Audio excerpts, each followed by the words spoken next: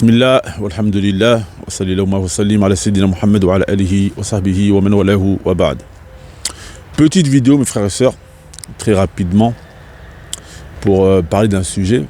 Et ce sujet, c'est pourquoi les frères, certains frères, parlent mal comme ça. Alors ça arrive plusieurs fois, souvent dans les commentaires, qu'il y a certains frères qui parlent très très mal. Et malheureusement, certaines sœurs aussi. J'ai déjà reçu malheureusement plusieurs paroles un peu déplacées de la part de certains frères, également certaines sœurs. Une sœur qui m'a dit à la fois chaîne la casse. Et là, vous avez vu récemment, j'ai débattu avec un certain pastoré pour vous expliquer un peu ce qui s'est passé en grosso modo. J'avais fait une vidéo et il n'était pas d'accord avec une parole que j'avais dite. Donc il est venu, il m'a dit, en grosso modo, ça veut dire que, il m'a dit, oui, ça veut dire que la personne qui donne pas salat, qui fait pas salat et qui donne pas la zakat, il est musulman. Donc je lui ai expliqué qu'il y a une divergence entre les ulama concernant ce sujet, etc. Il m'a insulté de débile, il m'a insulté d'abruti, il a dit qu'il allait m'envoyer à l'hosto, etc., etc.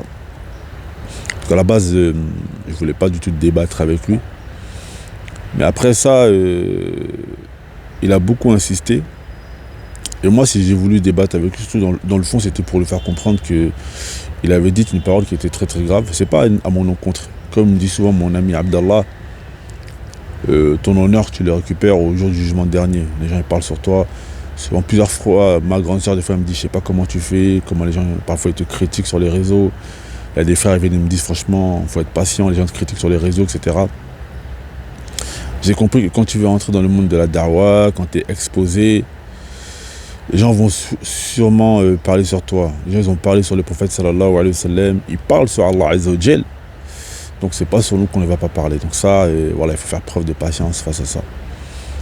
Mais surtout, ce qui m'a dérangé chez cet individu, c'est lorsqu'il m'a dit la divergence, elle est dans ton petit cerveau.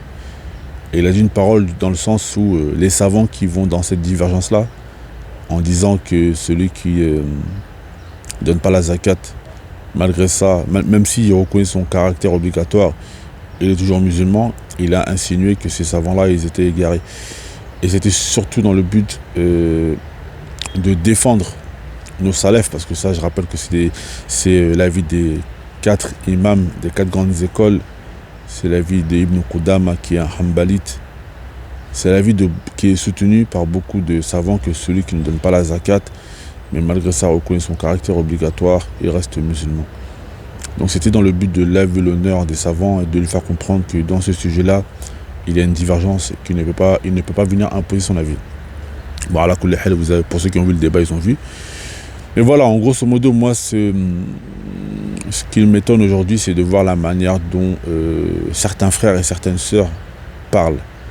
Lorsqu'ils ne sont pas d'accord avec toi, ils sont sans scrupules, ils peuvent te manquer de respect.